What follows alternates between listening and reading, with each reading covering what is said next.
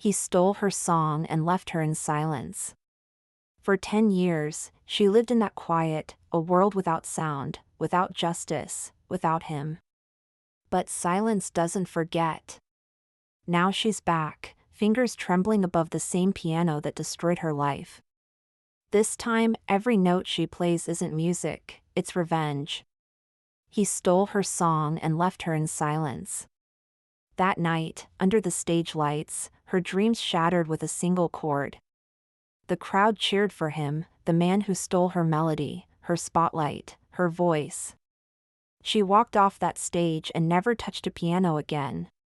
For 10 years, she lived in a quiet world, a silence so deep it became her prison. People thought she had disappeared, but she was listening, remembering every face, every whisper, every betrayal. Now she's back, standing in the same town that once destroyed her. Her fingers hover above the keys, trembling, not from fear but from control. The piano that once took everything from her will now become her weapon. They say revenge is loud, full of rage and chaos. But hers will be different. It will be silent. Measured. Played note by note. Because every melody hides a message, and hers will end with his name. The hall was empty except for the grand piano at its center, its black surface glistening like a secret waiting to be told. Dust floated in the light cutting through the curtains. A woman stood before it, tall, calm, with eyes that had forgotten how to soften. Lila Hahn traced her fingers across the keys. They felt colder than she remembered. 10 years ago, this piano had been her voice, her freedom, and then, in one cruel night, her cage. She pressed a single note. It trembled through the room, sharp, lonely, defiant. "I haven't touched one since that night," she whispered. "Since he stole my song." A memory flickered, applause roaring, cameras flashing, and beside her on stage, Adrian Choi, the prodigy, her mentor, the man who called her his discovery. He smiled for the cameras as she collapsed behind the curtain, blood on her hands from shattered glass, her voice gone, her dream erased. The world moved on. Adrian became a legend. Lila became a rumor. Now she was back, walking through the same streets that once celebrated his name. A poster hung outside the old music academy, Adrian Choi, 10th anniversary concert, the return of a maestro. Lila stopped. Her lips curved into something that might have been a smile. Inside the academy, young students practiced piano pieces she had written years ago, though no one knew they were hers. She signed the employment form with steady hands, Lila Hahn, piano instructor, part-time. The director shook her hand warmly. "We're honored to have someone of your background," he said. She nodded, her gaze falling on the framed photo on the wall, Adrian, beaming, a trophy in hand. When the door closed behind her, her smile vanished. In the quiet of the practice room, she unpacked her old metronome, placed it on the piano, and started it ticking. The rhythm echoed like a heartbeat, slow, precise, inevitable. A small knock interrupted her thoughts. She turned. A girl of 8 stood in the doorway, clutching sheet music. "Are you Miss Lila?" the girl asked, her voice soft. "My daddy said you'd teach me." Lila blinked, caught off guard. The girl's name tag read Sophia Choi. For a long moment, neither spoke. Lila felt the air thicken between them, the universe's cruel joke. "Your daddy?" she asked, forcing her voice steady. "Yes," the girl said brightly. "Adrian Choi." Silence again, heavier this time. Lila's fingers brushed the keys once more. "Well then," she said softly, "let's begin." The girl smiled and sat beside her, tiny hands finding the right notes. The melody that followed was innocent and pure, but every sound burned through Lila's chest. When the lesson ended, Sophia ran off happily. Lila remained at the piano, staring at her reflection in its polished lid. He took my voice, she murmured. Now I'll take his legacy. The metronome kept ticking, slow, steady, relentless, like a countdown to something inevitable. The hall was empty, its silence thick with memory. Dust drifted lazily through beams of light breaking in from the high windows, and the grand piano stood at the center like a monument to something once sacred, now desecrated. Lila Hahn stood before it, her reflection fractured across its polished surface.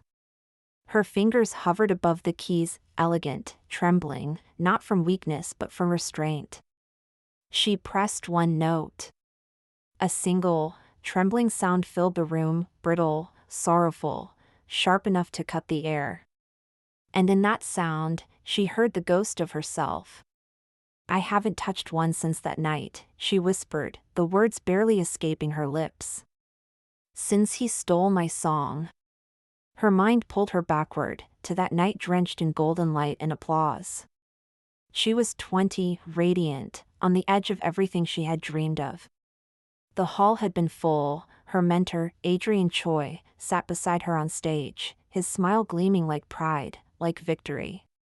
Only later did she understand, it was the smile of a thief.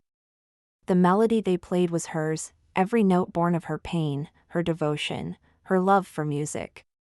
But when the curtains fell, the credits carried only his name. And she, broken by betrayal, by humiliation, by the cruel twist of fate that left her bleeding and voiceless, disappeared into the shadows of her own silence. 10 years of quiet followed.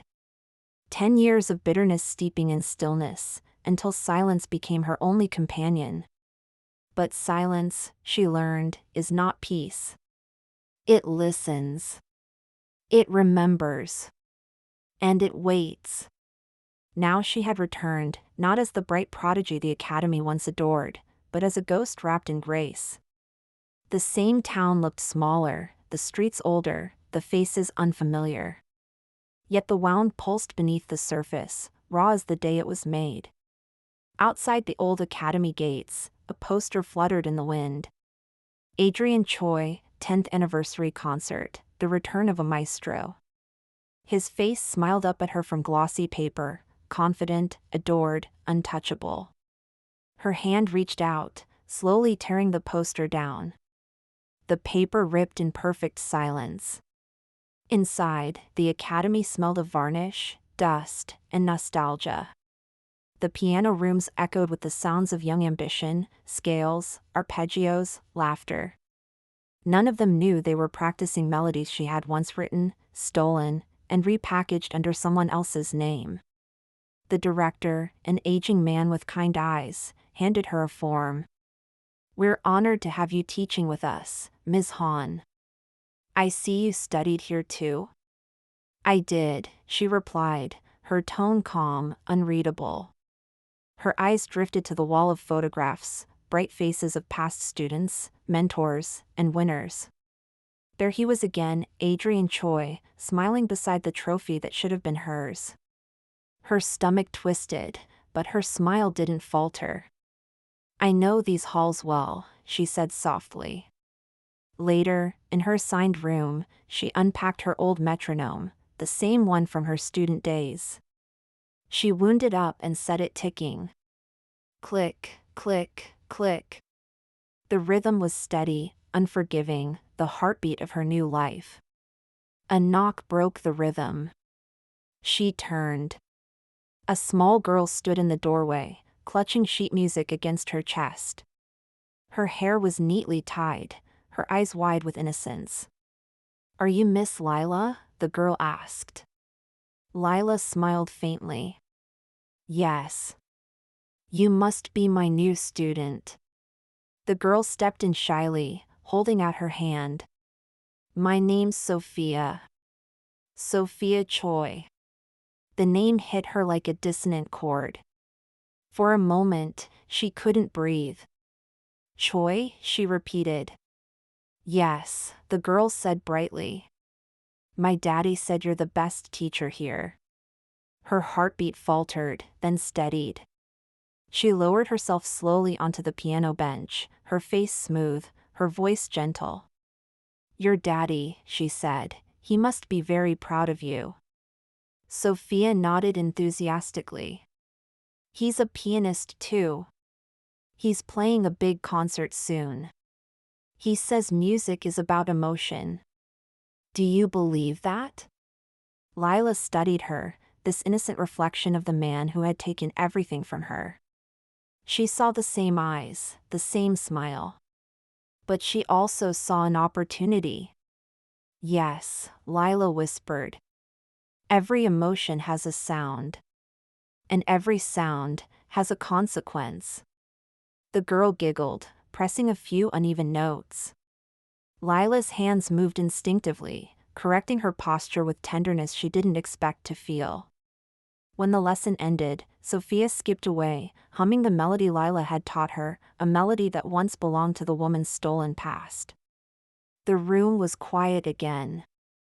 The metronome still ticked. Lila stared at the piano, her reflection split by its glossy surface. "He took my voice," she murmured, her tone soft but laced with steel. "Now I'll take his legacy." She turned off the metronome, and the sudden silence was heavier than before. The air itself seemed to hold its breath. Outside, the wind carried faint music from another room, a familiar song, one she had written long ago. She closed her eyes, listening. Her lips curved, barely. "Play, Adrian," she whispered to the empty air. "Because soon I'll play too." The ticking started again. Slow. Steady.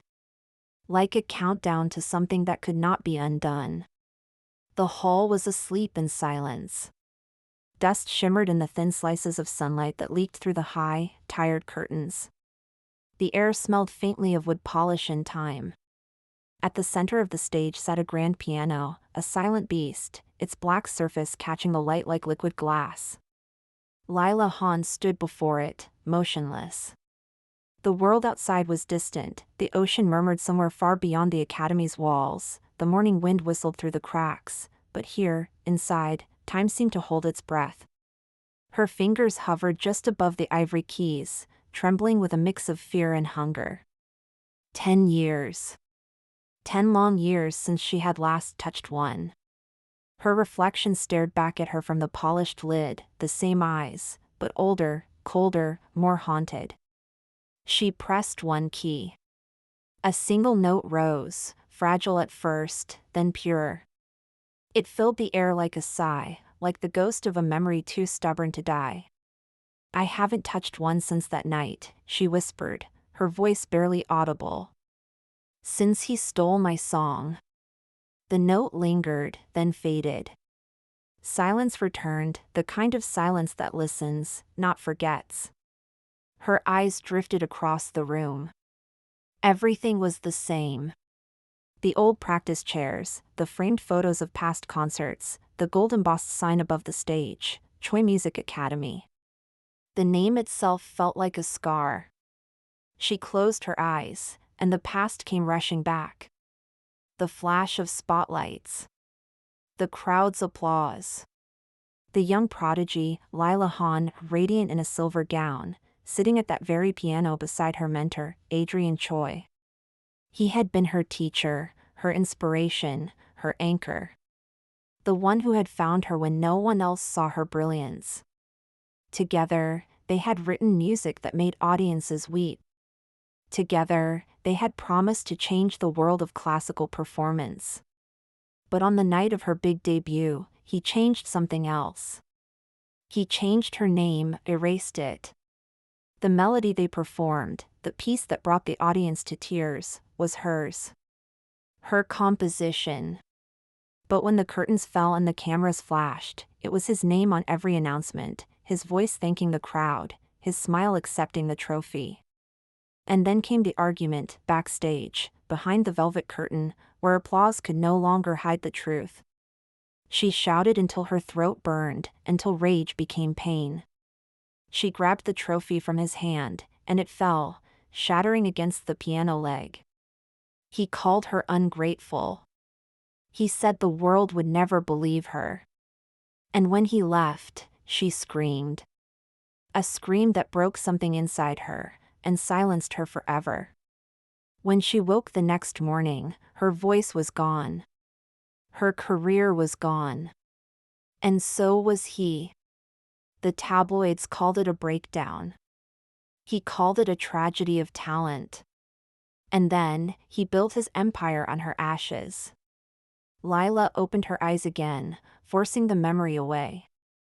Her reflection stared back at her, calm now, deliberate.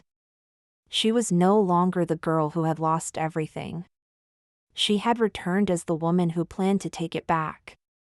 The sound of children's laughter echoed from the hallway. She turned, leaving the stage behind, and walked down the corridor. The walls were lined with framed achievements, all bearing his name. Every photo was a reminder of what had been stolen. Outside the academy gates, a poster flapped in the breeze: Adrian Choi, 10th anniversary concert, the return of a maestro. His face smiled confidently at the world. Beneath the image, in elegant gold letters, where it all began. Lila stopped to stare. Her hand reached up, tearing the poster from the wall. She folded it neatly, carefully, as if it were something precious or dangerous, and tucked it into her coat. She entered the reception area. The academy director, an elderly man with gentle eyes, looked up and smiled. "Ms. Hahn, isn't it? We're honored to have someone of your experience joining us again. You used to study here, didn't you?" Lila nodded, her expression composed. "Yes. A long time ago." His smile widened. "Well, we hope it feels like home." Her gaze shifted to the large photo behind his desk: Adrian, standing proudly with a group of students. Her throat tightened, but her voice stayed smooth. "It does." Later, alone in her new classroom, Lila unpacked her old metronome. The brass casing was scratched, the mechanism slightly crooked, but when she wound it, it began to tick with the same slow, steady rhythm as before. Click, click, click. Each beat a memory, each swing of the pendulum a promise. She took out a small notebook, its pages yellowed, and wrote a single line at the top: Lesson 1, Trust. A soft knock on the door interrupted her thoughts. She looked up. A little girl stood in the doorway, maybe 8, maybe 9, holding a stack of sheet music to her chest.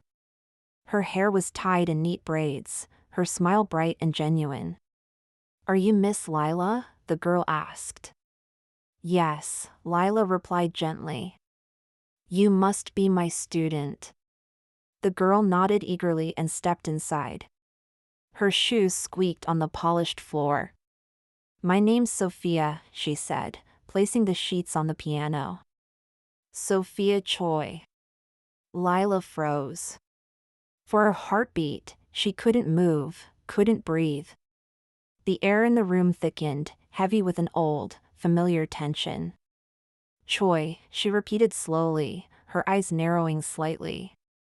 "Your father, yes," the girl said cheerfully. "He's a pianist too. He's performing this weekend. Maybe you've heard of him, Adrian Choi?" It was as if the world tilted. The ticking of the metronome grew louder.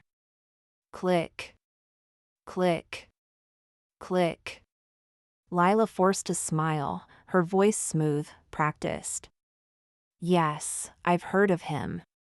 Sophia beamed, unaware of the storm behind those calm eyes. "He said you're the best teacher here. He told me to learn from you." Lila's fingers rested on the piano keys, tracing the lines of black and white. "Your father must care about your talent," she said quietly. "He does. He says music is all about emotion." Lila looked at the little girl, this innocent reflection of the man who had ruined her life, and for the first time in years, she felt something other than anger. Pity? No. Purpose. "Yes," Lila said softly. "Music is emotion. but every emotion, her voice trailed off as she pressed a key, letting the sound hang in the air. Has a consequence. The girl smiled, delighted by the mysterious tone. They began the lesson. Sophia's hands were small, her rhythm uncertain, but her focus was bright. Lila guided her fingers gently, correcting her mistakes with patient grace. Each note struck like an echo from the past, haunting, unfinished. When the lesson ended, Sophia ran off, promising to practice before the next class. The door closed, leaving Lila alone once more. She sat in silence for a long moment, staring at the empty piano bench beside her. Then, slowly, she reached for the folded poster in her coat and placed it on the music stand. Adrian's face smiled back at her, proud, untouchable. Her reflection overlapped his in the piano's surface, two ghosts sharing the same frame. He took my voice, she whispered, her tone cold, deliberate. Now I'll take his legacy, one note at a time. The metronome kept ticking. Click. Click. Click. The rhythm no longer sounded like time passing. It sounded like a countdown.